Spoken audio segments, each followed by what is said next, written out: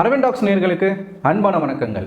இன்னைக்கு ஒட்டுமொத்த இந்தியாவையுமே உலுக்கி இருக்கக்கூடிய ஒரு செயல் எது அப்படின்னு கேட்டிங்கன்னா, கொல்கத்தாவில் நடந்த அந்த ஒரு பயிற்சி மருத்துவருடைய கொடூரமான கொலை தான். இந்த கொலைக்கு பின்னால் ஏகப்பட்ட காரணங்கள் சொல்லப்படுது. இதை பற்றி நிறைய பேர் பேசிக்கிட்டு இருக்காங்க. நான் பேசுறதுல இது என்ன இம்பாக்டை ஏற்படுத்த போகுது அப்படின்றதுனால இந்த மாதிரி ஏகப்பட்ட செய்திகளை நம்ம கேட்டுக்கிட்டே தான் இருக்கோம். இது இந்தியாவில் ரொம்பவே சகஜமாக நடந்துக்கிட்டே இருக்கக்கூடிய ஒரு சம்பவமாக மாறி இருக்கு. இது நிறைய பேர் பேச வேண்டியவங்க பேசுகிறாங்க. நம்ம ஏன் இதை பேசணும் அப்படின்னு தான் முதல்ல நான் நினைச்சேன். இதை நான் ஓப்பனாகவே சொல்கிறேன். இதை சொல்கிறதுக்கு எனக்கு எந்த விதமான தயக்கமும் கிடையாது. ஆனால் இந்த சம்பவத்தில் டெய்லியும் ஒவ்வொரு விஷயங்களாக வெளியில் வந்துக்கிட்டு இருக்கு. அதையெல்லாம் கேட்கும்போது நமக்கு ஈரக்குலையே நடுங்கிற அளவுக்கு ஒரு பயம் வருது. ஏற்கனவே இந்த சொசைட்டியில் வாழ்கிறதுக்கு பயமாக தான் இருக்குது. இன்னும் இந்த மாதிரியான சம்பவங்கள் நடக்குது. இந்த கேஸுக்கு பின்னாடி இருக்கக்கூடிய உண்மைகள் ஒன்று ஒன்றா வெளிவர இதை பேசலை அப்படின்னா நிச்சயமாக இந்தியாவில் வசிக்கக்கூடிய ஒட்டுமொத்த மக்களுமே இதை பற்றி பேசணும். ஏன்னா இது இன்னும் பலரையும் கொல்ல போகுது. இதே போல பலரும் இந்த மாதிரி ஆக போறாங்க அப்படின்றது தான் இதுக்கு பின்னாடி ஒளிஞ்சிருக்கிற ஒரு உண்மை. இது அந்த மருத்துவ மாணவிய சம்பந்தப்பட்ட விஷயம் மட்டும் கிடையாது. ஒட்டுமொத்த மருத்துவமனையிலுமே என்ன நடக்குது, என்ன அராஜகங்கள் நடக்குது, செத்த பிணங்களை வைத்துக்கொண்டு அவங்க என்னெல்லாம் செய்யறாங்க அப்படின்ற விஷயங்கள் தான் இதுக்கு பின்னாடி ஒளிஞ்சிருக்க மிக கொடூரமான ஒரு விஷயம். நம்மளால கற்பனையில் நினைச்சு கூட பார்க்க முடியாத அளவுக்கான சம்பவங்கள் அந்த மருத்துவமனையில் நடந்திருக்கு அப்படின்றத சொல்றாங்க. ஸோ நம்ம இதெல்லாமே ஒவ்வொரு விஷயங்களா இந்த வீடியோவில் நம்ம பார்ப்போம். முதல்ல என்ன நடந்துச்சு அப்படிங்கிறத நம்ம பார்த்துட்டு இப்போ என்ன நடந்துகிட்டு இருக்கு அப்படிங்கிறதையும் நம்ம பார்ப்போம். இந்த சம்பவம் நடக்கிறது RG Kar hospital, government hospital, கல்கட்டாவில் இருக்கு. ஸோ இது வெஸ்ட் பெங்காலில் இருக்கக்கூடிய ஒரு இடம், சரிங்களா? அந்த மருத்துவமனையில் ஒரு பிஜி ஸ்டூடெண்ட், லிட்டரலாக அவங்க டாக்டர் தான், அவங்க பிஜி படிக்கிறாங்க. ஸோ அவங்க அந்த ஹாஸ்பிட்டலில் டியூட்டி பார்த்துக்கிட்டு இருக்காங்க. ரொம்ப நேரமாக கிட்டத்தட்ட 38 மணி நேரம் நான் ஸ்டாப்பாக டியூட்டி பார்த்துருக்குறாங்க. டியூட்டி பார்த்த அவங்களுக்கு ரொம்ப டயர்டாயிருக்கு. கூட இருக்கக்கூடிய நண்பர்கள் எல்லாமே வெளியில் போகிறாங்க. ஆனால் இவங்க மட்டும் என்ன பண்ணியிருக்காங்க அப்படின்னு பார்த்தீங்கன்னா, கொஞ்ச நேரமாக படிச்சுட்டு கொஞ்சம் ரெஸ்ட் எடுக்கலாம், அடுத்த டியூட்டி இருக்குது அப்படிங்கிறதுனால ஒரு டைம் கேப் இருக்குது. அந்த கேப்பில் நம்ம கொஞ்ச நேரம் தூங்கலாம் அப்படின்றதுக்காக இடத்த தேடி இருக்காங்க. ஸோ அங்கே அந்த மருத்துவமனையில் மருத்துவர்கள் தங்குறதுக்கும் ஓய்வெடுக்கிறதுக்கும் ஸ்பெசிஃபிக்கான ரூம்ஸ் எதுவுமே கிடையாது. அந்த மருத்துவமனையில் மட்டும் கிடையாது, இந்தியாவில் இருக்கக்கூடிய ஒட்டுமொத்த கவர்மெண்ட் ஹாஸ்பிட்டல்லுமே அங்கே இருக்கக்கூடிய மருத்துவர்கள், குறிப்பாக பெண் மருத்துவர்கள், அவங்க ஓய்வெடுக்கிறதுக்குன்னு தனியாக அறை இல்லை அப்படின்ற ஒரு விஷயம் இந்த சம்பவத்தின் மூலமாக வெளியில் தெரிய வந்திருக்கு. ஓய்வெடுக்கிறதுக்குன்னு இல்லை, பாத்ரூம் வசதி இல்லையா அவங்களுக்கு. ஒரு மருத்துவர்கள் நோயாளிகளை நேருக்கு நேராக சந்திக்கக்கூடிய இடத்துல இருக்கிறவங்க, நாள்தோறும் எத்தனையோ கேசஸை பார்க்கக்கூடிய ஆட்கள், அவங்களுக்குன்னு ஒரு சுகாதாரமான ஒரு ஓய்வறை கிடையாது, கழிவறை கிடையாது. இப்படிப்பட்ட ஒரு சூழ்நிலையில தான் இவங்க இங்க வேலை செய்யறாங்க. இந்த விஷயமே நம்மளுடைய நெஞ்செல்லாமே பதற வைக்கிற லெவலுக்கு இருக்கும்போது இவங்க ஒரு செமினார் ஹாலில் போய் என்ன பண்றாங்கன்னா, கொஞ்ச நேரமா படிச்சுட்டு அங்கேயே படுத்து தூங்குறாங்க. அப்படி தூங்குனவங்க தான் காலையில என்னவாயிருக்கிறாங்க, செத்து போய் பிணமா மாறி இருக்கிறாங்க. இதுக்கான காரணமா யாரை சொல்றாங்க அப்படின்னு பார்த்தீங்கன்னா, அந்த ஹாஸ்பிட்டல்லே புரோக்கராக வேலை செஞ்சுக்கிட்டு இருந்த ஒரு தற்கூரி பைய சஞ்சய் ராய் அப்படின்ற ஒரு மிருகம், மனித மிருகம் தான் சொல்லணும்.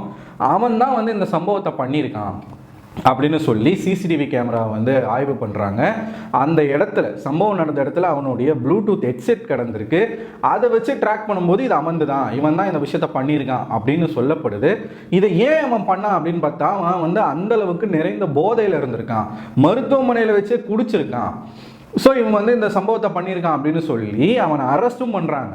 அந்த டெட் பாடியை போய் பார்த்தா, நம்ம செய்தியில் பார்க்கும்போதே நமக்கு அப்படியே கண்ணில் கண்ணீர் வருது.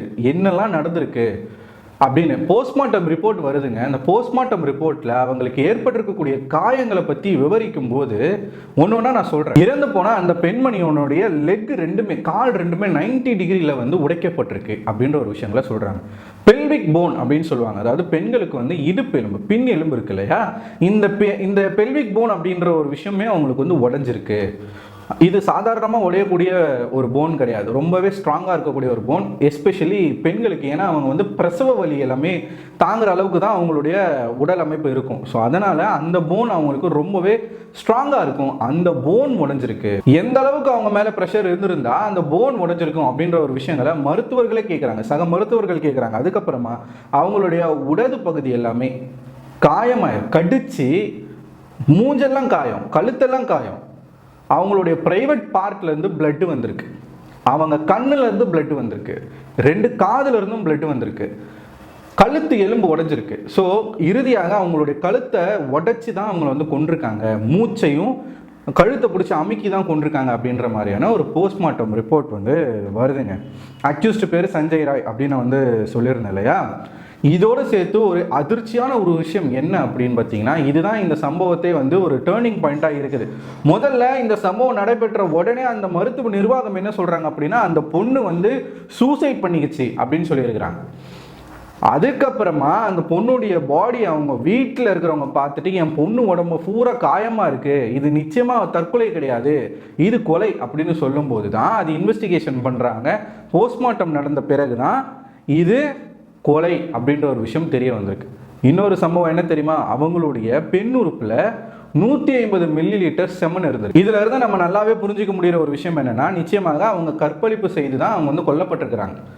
பாலியல் ரீதியான வன்புணர்வு என்பது அவர்கள் மீது நிகழ்த்தப்பட்டிருக்க அந்த சஞ்சய் ராய் பண்ணியிருக்கான் அப்படின்ற ஒரு விஷயம் தெரியுது. ஆனால் ஒரு நபரால் சராசரியாக வந்து ஒரு டைமில் வந்து 3.5 5 மில்லி லிட்டர் மட்டும்தான் செமன் ப்ரொடியூஸ் பண்ண முடியும். ஆனால் அவங்களுடைய பெண் உறுப்பில் 150 மில்லிகிராம் செமன் இருந்திருக்கு. சஞ்சய் ராய் என்ன ஹல்கா, இல்லை குதிரையா, இல்லை யானையா? எல்லாரும் கேட்கக்கூடிய கேள்வி. ஒரு நபரால் எப்படிங்க வந்து 150 மில்லிகிராம் செமனை வந்து ப்ரொடியூஸ் பண்ண முடியும்? அப்பனா இது ஒருவர் சம்பந்தப்பட்ட விஷயம் கிடையாது.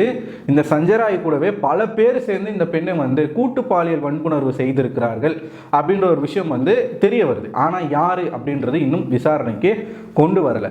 நிச்சயமாக இது சஞ்சய் ராய் கூட சேர்ந்து அங்கே இருக்கக்கூடிய பலர் இதில் வந்து ஈடுபட்டிருக்கிறாங்க.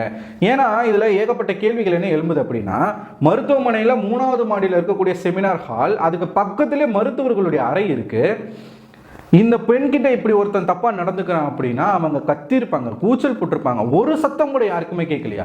அது எப்படி இந்த மாதிரியான சம்பவங்கள் நடக்கிற இடங்கள்ல மட்டும் இருக்கக்கூடிய சிசிடிவி கேமராஸ்லாம் ஒர்க் ஆகாம போகுது அப்படின்றது தெரியல. ஒரு பெண் மருத்துவருக்கு ஒரு பாதுகாப்பு இல்லை. ஒரு கவர்மெண்ட் ஹாஸ்பிட்டல்ல இது நடக்குது, அவங்க வீட்லயோ ரோட்லயோ நடக்கல. தினமும் ஆயிரக்கணக்கான நோயாளிகள், நூற்றுக்கணக்கான மருத்துவர்கள் வேலை செய்யக்கூடிய இடங்கள்ல இது நடக்குது அப்படின்னா எப்படி சாத்தியம்? ஒரு நபரால் எப்படி இது முடியும்? இந்த சஞ்சய் ராய் அப்படிங்கிறவங்க வந்து போலீஸ் வாலண்டியராக வேலை செய்யக்கூடிய ஒரு நபர். இதனாலேயே இந்த மருத்துவமனைக்கு இவனால் என்னவாக முடியுது, ரொம்ப ஈஸியாகவே போயிட்டு வர முடியுது.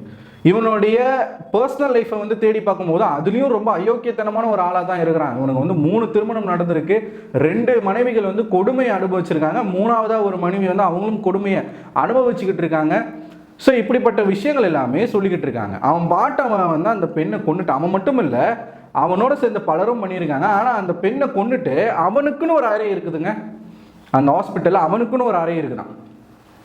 அதில் போய் அவன் பாட்டு ஜாலியாக படுத்து தூங்கி இருக்கிறான். எப்படி நம்ம நாடு எங்கே போய்கிட்டு இருக்கு? இது வந்து நமக்கு ஒன்றுமே புரிய மாட்டேங்குது. ஏன்னா கொஞ்சம் யோசிச்சு பாருங்களேன், இது மௌமிதா ராய் அப்படிங்கிற ஒரு நபருக்கு மட்டும் நடக்கிற விஷயம் கிடையாது. இந்தியா முழுக்க இருக்கக்கூடிய பல பெண்களுக்கு இது நடந்துகிட்டு இருக்கு. எஸ்பெஷலி இந்த டாக்டர் விஷயத்தில் ஒருத்தன் கொலையை பண்ணிட்டு அசால்ட்டாக போய் படுத்து தூங்கிக்கிட்டு இருக்கான்.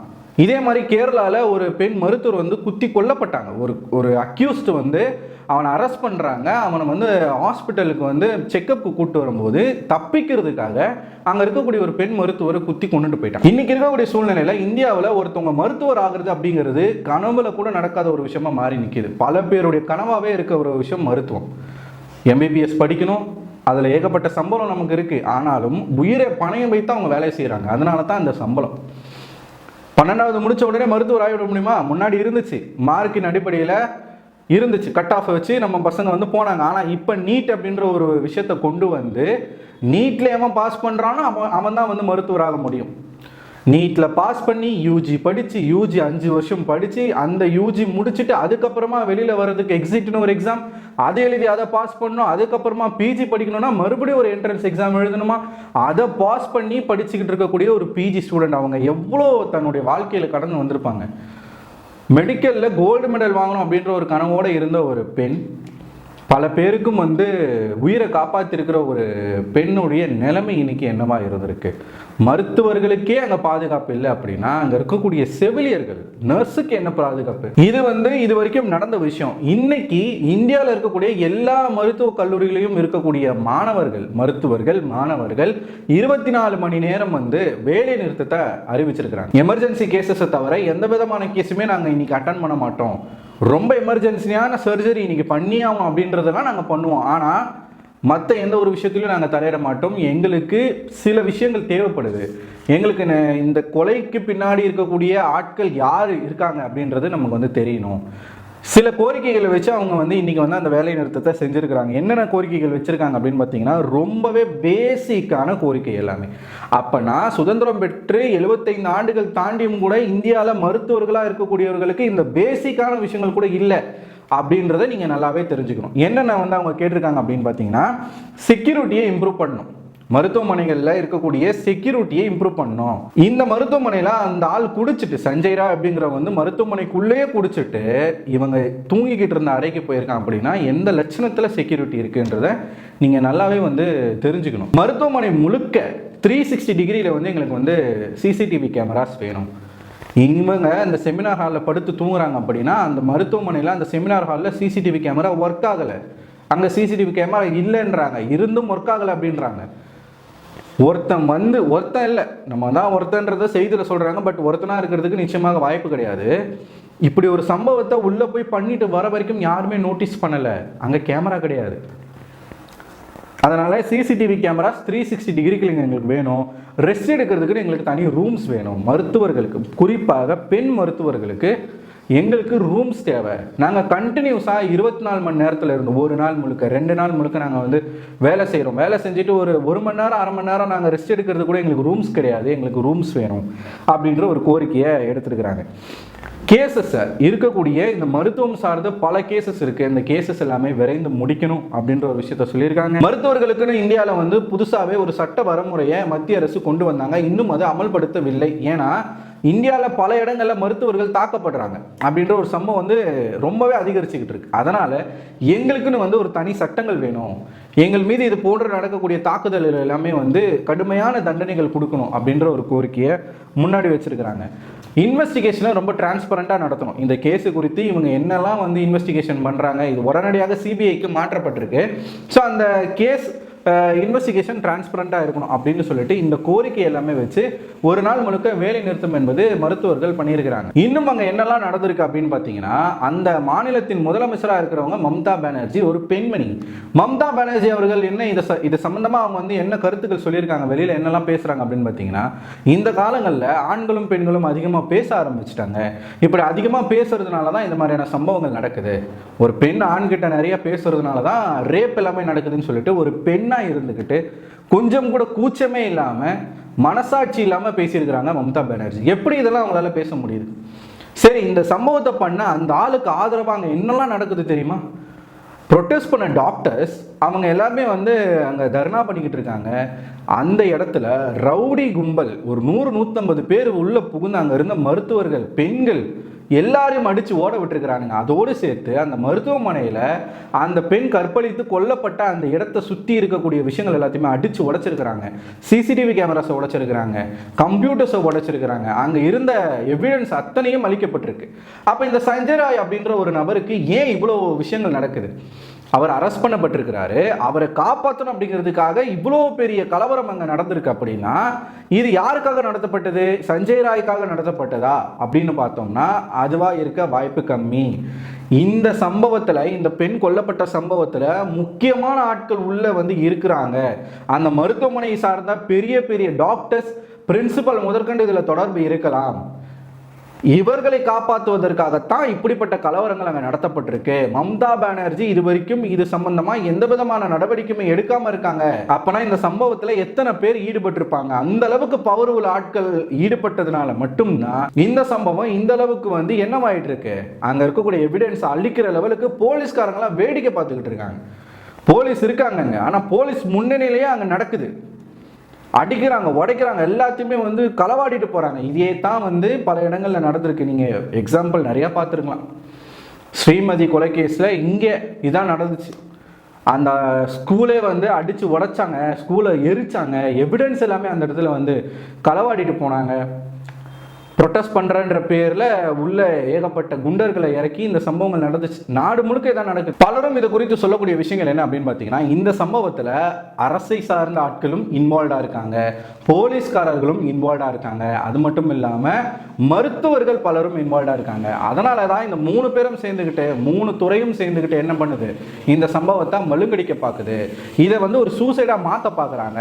இவ்வளோ பெரிய கலவரம் நடக்கிறதுக்கு காரணமே இந்த மாதிரியான ஆட்களுடைய தலையீடுகள் தான். இந்த சஞ்சய் ராய் அப்படிங்கிறவன் வந்து போலீஸ் வாலண்டியரா இருக்கான்னு சொல்றான் இல்லையா, இவன் மேல ஏற்கனவே ஏகப்பட்ட கேஸ் எல்லாமே இருக்கு. இவனுக்கு பல போலீஸ்காரங்க உதவியா இருக்காங்க அப்படின்ற விஷயங்கள் தெரிய வருது.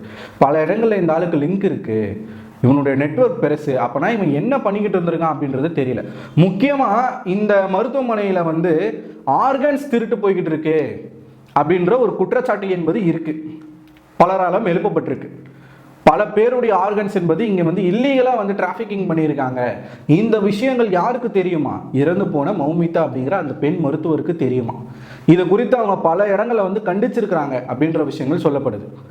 ஸோ இதனால தான் இவங்களை என்ன பண்ணியிருக்காங்கன்னா, இத்தனை பேர் வந்து சேர்ந்து இவங்களை வந்து திட்டம் போட்டு இந்த கொலையை பண்ணியிருக்காங்க அப்படின்ற ஒரு புதிய தகவல் இன்னைக்கு பரவிக்கிட்டு இருக்குங்க. ரொம்ப முக்கியமான விஷயம் இதில் நம்ம நோட் பண்ண வேண்டிய விஷயம் ஒன்று இருக்கு. கலவரம் நடந்த அன்னைக்கு ஜாமர் யூஸ் பண்ணியிருக்கிறாங்க. அங்கே இருந்து யாருமே வெளியில் தகவல் சொல்லக்கூடாது அப்படின்றதுக்காகவே திட்டம் போட்டு ஜாமர் என்பது யூஸ் பண்ணப்பட்டிருக்கு. ஜாமர் யார் யூஸ் பண்ணுவா? நிச்சயமாக காவல்துறை யூஸ் பண்ணுவாங்க. காவல்துறை அந்த கலவரம் நடக்கும்போது ஏன் ஜாமரை யூஸ் பண்ணணும்? ஒரு 150 பேருக்கு மேலே அங்கே கலவரம் பண்ணிக்கிட்டு இருக்காங்க அப்படின்னும் போது, அங்கே மருத்துவர்கள் வந்து தாக்கப்பட்டுக்கிட்டு இருக்காங்க அப்படின்னும் போது, மருத்துவர்கள் உதவிக்காக கூட வெளியில் ஃபோன் பண்ணி சொல்லக்கூடாது, எந்த ஒரு நியூஸ் ரிப்போர்ட்டர்ஸ் கிட்டும் இது வந்து போகக்கூடாது அப்படின்றதுக்காக போலீஸ்காரர்களே ஜாமரை யூஸ் பண்ணியிருக்காங்க அப்படின்னா அங்கே போராடக்கூடிய மருத்துவர்களே குற்றச்சாட்டு வைக்கிறாங்க. இன்னும் முழுக்கக்கூடிய ஒரு செய்தி என்ன சொல்றாங்க அப்படின்னு பார்த்தீங்கன்னா, சுமார் 23 ஆண்டுகளுக்கு முன்னாடி இதே மாதிரி ஒரு நபர் வந்து கொல்லப்பட்டிருக்கிறாரு. அவர் வந்து ஒரு ஆண், அவருடைய பேர் வந்து சௌமித்ரா பிஸ்வாஸ் அப்படின்னு சொல்றாங்க. இந்த மருத்துவர் கொல்லப்பட்டதுக்கு பின்னால ஏகப்பட்ட காரணங்கள் இருந்திருக்கு. சேம் மருத்துவமனை அதே ஆகஸ்ட் 15 வந்து நடந்திருக்கு சம்பவம். என்ன நடந்திருக்கு அப்படின்னு பார்த்தீங்கன்னா, இவர் வந்து கொல்லப்பட்டிருக்கிறாரு. இவர் கொல்லப்பட்டதுக்கான காரணங்களாக என்ன சொல்லப்படுதுன்னு பார்த்தீங்கன்னா, இவர் பல விஷயங்களை தட்டி கேட்டிருக்கிறாரு. அந்த மருத்துவமனையில் ஏகப்பட்ட இல்லீகல் விஷயங்கள் நடந்திருக்கு. இதையெல்லாம் தட்டி கேட்ட நபர் தான் இந்த சௌமித்ரா பிஸ்வாஸ் அப்படிங்கிற இந்த நபர். இந்த மருத்துவர் திட்டமிட்டு கொல்லப்பட்டார், குண்டர்களால் கொல்லப்பட்டார் அப்படின்னு சொல்றாங்க. இவர் எதெல்லாம் தட்டி கேட்டிருக்காரு அப்படின்னு பார்த்தீங்கன்னா, அந்த ஹாஸ்பிட்டல் இருக்கக்கூடிய ஹாஸ்டல்ஸ் இருக்கு இல்லையா, ஹாஸ்டல்ஸில் பான் ஃபிலிம் எல்லாமே எடுத்துக்கிறாங்களாம் 2001. இதுக்கு பின்னாடி உடந்தையாக இருக்கிறது அங்கே இருக்கக்கூடிய பெரிய பெரிய டாக்டர்ஸ், எம்டி லெவலில் இருக்கக்கூடிய டாக்டர்ஸ் எல்லாமே, சீனியர் டாக்டர்ஸ் எல்லாமே சேர்ந்து இந்த மாதிரியான ஒரு கேவலமான விஷயங்களை பண்ணியிருக்கிறாங்க. இதில் இன்னும் அதிர்ச்சியான விஷயம் என்ன சொல்கிறாங்க அப்படின்னு பார்த்தீங்கன்னா, ஒருவேளை இந்த பான் ஃபிலிம் எல்லாமே எடுக்கிறாங்க இல்லையா, ஒருவேளை அந்த பான் ஃபிலிமில் நடிக்கிறதுக்கு பெண்கள் வரலை அப்படின்னா அவங்களுக்கு பதிலாக அங்கே இருந்த பிணங்களை இவங்க பயன்படுத்தி இருக்கிறாங்க. அனாதை பிணங்கள்னு வரும் இல்லையா மருத்துவமனைக்கு, யாருமே இல்லாத பிணங்கள், அப்படிப்பட்ட பெண் பிணங்களை வந்து இவங்க பயன்படுத்தியிருக்கிறாங்க பான் ஃபிலிம் எடுக்கிறதுக்கு அப்படின்ற ஒரு விஷயம் வந்து இன்னமும் சமூக வலைதளங்களில் இதை பற்றின ஆர்டிகல்ஸ் எல்லாமே இருக்குது. ஸோ இதை இவர் என்ன பண்ணியிருக்காரு, இந்த சௌமித்ரா பிஸ்வாஸ் அப்படிங்கிற இந்த மருத்துவர் வந்து தட்டி கேட்டிருக்கிறார். நீங்கள் பண்ணுறது ரொம்ப தப்பு அப்படின்னு சொல்லி தட்டி கேட்டதன் விளைவாக இவர் கொல்லப்பட்டிருக்கிறார். இப்படிப்பட்ட பல விஷயங்கள் இந்த மருத்துவமனையில் நடந்திருக்கு. இதையெல்லாம் தெரிந்த, இதில் ஏதோ ஒரு விஷயத்தை தெரிந்த இந்த மௌமிதாவும் கொல்லப்பட்டிருக்கிறார். சாதாரணமாக கொல்லப்படலை, அவங்க பல பேர் சேர்ந்து கூட்டு பாலியல் வன்புணர்வு செய்து அவங்கள அணுவணுவாக சித்திரவதை செய்து கொண்டிருக்கிறாங்க. ஸோ இது வரைக்கும் போராட்டம் என்பது நடந்துக்கிட்டே தான் இருக்குது. இதை குறித்து மம்தா பானர்ஜி எந்த விதமான ஒரு ஆக்ஷன்ஸும் எடுக்காமல் இதை நியாயப்படுத்தி பேசுகிற லெவலுக்கு அவங்க பேசிக்கிட்டு இருக்காங்க. பெண்கள் ஆண்கள்கிட்ட அதிகமாக பேசுறதுனால தான் இந்த மாதிரி நடக்குது. சரி, பேசினா ரேப் பண்ணி கொண்டுருவாங்களா? உங்களுடைய மகளாக இருந்தால் நீங்கள் இந்த மாதிரி பேசுவீங்களா? இல்லை உங்களுக்கு இந்த மாதிரியான சம்பவங்கள் நடந்தால் இப்படி தான் வந்து நீங்கள் பேசுவீங்களா? நான் நிறையா பேசுகிறேன். ஏன்னா நீங்கள் பல பேர்கிட்ட நீங்கள் பேச வேண்டியிருக்கலாம். நீங்கள் பேசுறதுனால ஒருத்தன் வந்து உங்களை வந்து ரேப் அட்டம் பண்ணுறான்னா அவனை விட்டுருவீங்களா? நான் அவன்கிட்ட நிறையா பேசினேன் அதனால் அவன் என்ன இந்த மாதிரி பண்ணிட்டான் அப்படின்னு சொல்லுவீங்களா? எப்படி வந்து ஒரு பெண் முதலமைச்சர் கூச்சமே இல்லாமல் வந்து இந்த மாதிரியான பதில்களை சொல்ல முடியுது? சரி, மம்தா பானர்ஜி தான் இந்த மாதிரி பேசுகிறாங்க, பொறுப்பில்லாமல் அப்படின்னு பார்த்தா இது குறித்து சென்ட்ரல் கவர்மெண்ட் பிஜேபி என்ன பண்ண போகிறாங்க, எது மாதிரியான நடவடிக்கை எடுக்க போகிறாங்க? இன்னைக்கு மருத்துவர்கள் வந்து எங்கேயுமே சேஃப்டி இல்லாமல் நாங்கள் இருக்கிறோம், எங்களுக்கு சேஃப்டி தேவை, பாதுகாப்பு கேட்குறாங்க. இந்தியாவில் கவர்மெண்ட்டில் வேலை செய்யக்கூடிய கவர்மெண்ட் டாக்டர்ஸ்க்கு சேஃப்டி இல்லை, சேஃப்டி நம்மளால் கொடுக்க முடியல. சுதந்திரம் அப்படின்ற ஒரு விஷயம் நமக்கு கிடைச்சிருக்கு அப்படின்னு சொல்லிட்டு பெருமையாக நம்ம ஆகஸ்ட் 15 கொடியேற்றி கொண்டாடிக்கிட்டு இருக்கோம். இப்படிப்பட்ட ஒரு நிலைமையில் இங்கே இந்தியாவில் இருக்கக்கூடிய பெண்களுக்கு பாதுகாப்பு இல்லைன்னு பெண்கள் போராடுற நம்மளுக்கு ஒரு அரசாங்கம் நடத்துகிறோம் அப்படின்னா இது வந்து நம்ம வெட்கப்படணும். இதுக்கு என்ன நம்ம வந்து பண்ண போறோம்? இந்தியாவை சுற்றி இருக்கக்கூடிய பல நாடுகள், குறிப்பா அமெரிக்கா, அவர்களுடைய மக்களுக்கு ஒரு அட்வைஸே கொடுத்துருக்காங்க. என்ன அட்வைஸ் தெரியுமா? யாராச்சும் இந்தியாவுக்கு சுற்றுலா போறீங்க அப்படின்னா அதை நீங்க தவிர்த்துக்கிறது நல்லது. ஏன்னா இந்தியாவில் பெண்களுக்கு பாதுகாப்பு இல்லை, நீங்கள் அங்கே போனீங்க அப்படின்னா உங்களுக்கு என்ன நடக்கும்னே சொல்ல முடியாதுன்னு சொல்லிட்டு அமெரிக்க கவர்மெண்ட் அங்கே இருக்கக்கூடிய மக்களுக்கு எச்சரிக்கை கொடுத்துருக்குறாங்க. அமெரிக்காவில் மட்டுமல்ல, பல நாடுகளில் இந்த எச்சரிக்கை என்பது கொடுக்கப்பட்டிருக்கு. எவ்வளோ பெரிய பெருமை நம்ம நாட்டுக்கு. இந்தியாவில் சட்டங்கள் கடுமையாக்கப்பட வேண்டும் அப்படின்னு இன்னமும் நம்ம பேசிக்கிட்டு இருக்கோம். என்ன, 75 ஆண்டுகள் தாண்டி போயிடுச்சு சுதந்திரம் என்று கிடைத்து. இன்னைக்கு நம்ம இந்தியா வந்து மத அரசியல் தான் பண்ணிக்கிட்டு இருக்காங்க. முஸ்லீம்ஸை ரொம்பவே குறை சொல்லிக்கிட்டு இருக்காங்க. அப்படி முஸ்லீம்ஸ்கள் வாழக்கூடிய நாடுகளில் அவர்களுடைய ஆட்சியின் கீழே இந்த மாதிரியான குற்றங்களுக்கு எந்த மாதிரி தண்டனை என்பது கொடுக்கப்படுது நீங்கள் பாருங்கள். அரபு நாடுகள், இஸ்லாமியர்கள் வாழக்கூடிய நாடுகள்லாம் வந்து ரேப்புக்கு என்ன தண்டனை கொடுக்குறாங்கன்றத பாருங்க. ஆனால் இந்தியாவில் இது குறித்து ஒரு மீமே வந்து போட்டிருக்கிறாங்க சோசியல் மீடியாவில். அந்த மீமும் பயங்கரமாக வைரல் ஆகிட்டு இருக்கு. அரபு நாடுகளில் என்ன மாதிரியான தண்டனைகள், துபாயில் எப்படி தண்டனை கிடைக்குது, இங்கே வந்து சவுதியில் என்ன தண்டனை கொடுக்குறாங்க அப்படின்னு சொல்லிட்டு ஒவ்வொரு நாடுகள், ஆப்கானிஸ்தான் தாலிபான்கள் ஆட்சி செய்யக்கூடிய, தீவிரவாதிகள் ஆட்சி செய்யக்கூடிய அந்த நாட்டில் கூட ரேப்பிஸ்டுக்கு மரணம் என்பதே தண்டனை. ஆனால் இந்தியாவில் என்ன பண்ணுறாங்க தெரியுமா? அப்படி ரேப் பண்ணவனுக்கு கொடி பிடிச்சி போராடக்கூடிய ஒரு நாட்டில் வாழ்ந்துக்கிட்டு இருக்கு. ஆசிஃபா மரணமா, அந்த குற்றவாளிகளை வெளியில் விட சொல்லி போராட்டம் பண்ணாங்க. யார்? பிஜேபி. இப்படி ஒவ்வொரு ரேப்பிஸ்ட் அந்த இப்படி நடந்த ஒவ்வொரு சம்பவங்களில், பல சம்பவங்களில் அந்த குற்றவாளிகளை வெளியில் விடுறாங்க. அவங்களுக்கு மாலை போட்டு மரியாதை செய்து அவர்களை ஊர்வலமாக கூட்டிகிட்டு போன கன்றாவியான காட்சிகள் எல்லாமே இந்தியாவில் நடந்திருக்கு, நம்ம பார்த்துருக்கோம். இதுதான் இந்தியாவுக்கும் பிற நாடுகளுக்கும் உள்ள வித்தியாசம். நம்ம வந்து அவங்களை குறை சொல்றதுக்கு துளியளவு கூட தகுதி இல்லாத ஆட்கள் நம்ம. இது வரைக்கும் ஒரு நபர் மட்டுமே கைது செய்யப்பட்டிருக்கிறாரு. இவர்கிட்ட இருந்து எந்த விதமான வாக்குமூலமும் இன்னும் பெறலை. ஏன் அந்த ரேப்பை பண்ண அப்படின்றத மட்டும் அவன் சொல்லியிருக்கான். போதையில நான் பண்ணிட்டேன் அப்படின்றதான் சொல்லியிருக்கானே தவிர்த்து இதற்கு பின்னால் யாரெல்லாம் இருந்திருக்காங்க, நிச்சயமா ஒரு நபர் இருக்க முடியாது இல்லையா? இதுக்கு பின்னால் யாரெல்லாம் இருக்காங்க, எத்தனை பேர் சேர்ந்து பண்ணாங்க, இப்படி எந்த விதமான தகவலும் இன்னும் வெளியில வரல. இன்னும் அதுக்கான விசாரணைகள் என்பது நடத்தப்படவில்லை. ஸோ குற்றவாளிக்கு கடுமையான தண்டனை கொடுக்கணும், சட்டங்களை மாற்றுங்க, ரேபிஸ்டுக்கு மரண தண்டனை கொடுங்க அப்படின்ற ஒரு கோரிக்கையை முன்வைத்து இந்தியாவில் பல இடங்களில் வந்து மாணவர்கள், மாணவிகள் வந்து போராட்டத்தில் இறங்கி இருக்கிறாங்க. இது குறித்து ஆளுமரசாக இருக்கட்டும், அது சென்ட்ரல் கவர்மெண்ட்டாக இருக்கட்டும், இல்லை வெஸ்ட் பெங்கால் மம்தா பானர்ஜியாவாக இருக்கட்டும், என்ன பண்ண போகிறாங்க அப்படிங்கிறத நம்ம பொறுத்து பார்ப்போம். ஸோ இதெல்லாம் பார்க்கும்போது நீங்கள் என்ன நினைக்கிறீங்க? இந்த மாதிரியான குற்றங்கள் குறையணும்னா என்ன பண்ணணும்? அரசாங்கம் தான் ஏதாச்சும் பண்ணணும். நம்மளுடைய வரிப்பணத்தில் அரசாங்கம் நடத்தக்கூடிய ஆட்கள் நமக்கு பாதுகாப்பு கூட கொடுக்க முடியல அவங்களால. அப்போ எதுக்கு உங்களுக்கு இந்த பதவி அப்படின்றத வந்து மக்கள் கேட்குறாங்க. உங்களோட கருத்துக்கள் என்ன அப்படிங்கறத கமெண்ட் பாக்ஸில் போஸ்ட் பண்ணுங்க. இந்த வீடியோ உங்களுக்கு பிடிச்சிருந்தா உங்களோட நண்பர்களுக்கும் ஷேர் பண்ணுங்க. அடுத்த ஒரு வீடியோவில் உங்களை சந்திக்கிறேன். அதுவரை உங்களிடம் விடைபெறுவது நான் அரவிந்தன்.